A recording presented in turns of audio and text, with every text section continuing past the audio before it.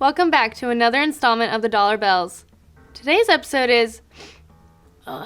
what is that smell? Oh, that? I found a recipe online how to make my own compost. The crew's gonna grow their own vegetables out there. Pretty cool. Good to know.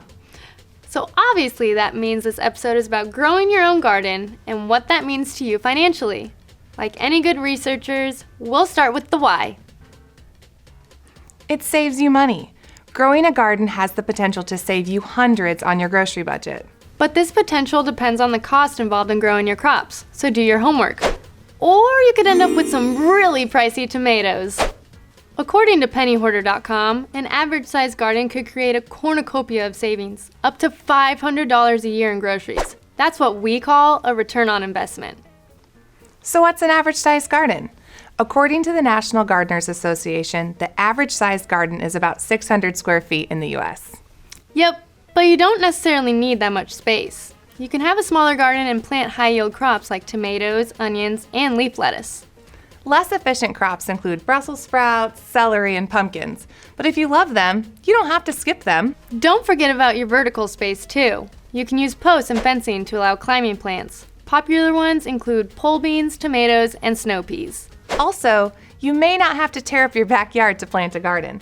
Lots of people grow food in containers on their deck, patio, and even community garden. I wouldn't recommend planting pumpkins in your apartment balcony's flower box, however. Oof.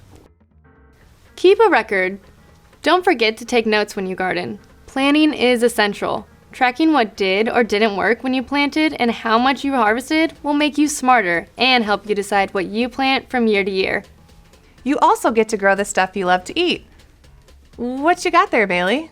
Eggplant. I love eggplant. There's eggplant parmesan, eggplant frittata, stuffed eggplant, fried eggplant. Bailey. And remember, depending on where you live, some crops do better than others. The Midwest has an assortment of vegetables that do well. Everything from tomatoes, peas, beans, onions, sweet peppers, and my favorite, you already know my favorite. To get a head start, if you have the time and space, you can start the seeds indoors in the late spring. Seeds are a great idea. Because seed packets come with way more seeds than you need to plant, you could set up an exchange in the neighborhood. True, but check this out. Last time I went to the store, tomatoes on the vine were $2.29 per pound. A 6-pack of tomato plants costs $5 and could yield up to 25 pounds of tomatoes per plant. Let's not forget about the herbs. If you look at what you normally purchase at the grocery store, you'll probably find that you spend at least $20 on fresh herbs. Spend that money on herb plants like basil, rosemary, and thyme, and you'll have fresh herbs all summer long. And fresh tastes better than dried.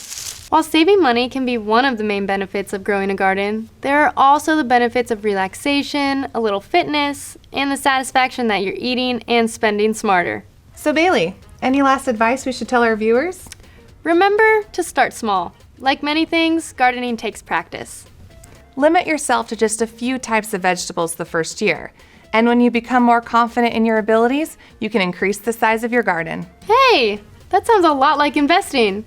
Pick your market, fertilize it, and watch it grow. Look at us being all relevant and stuff. I know! Well, thanks for watching this week's version of the Dollar Beats. Bells. Bells. Later, potato.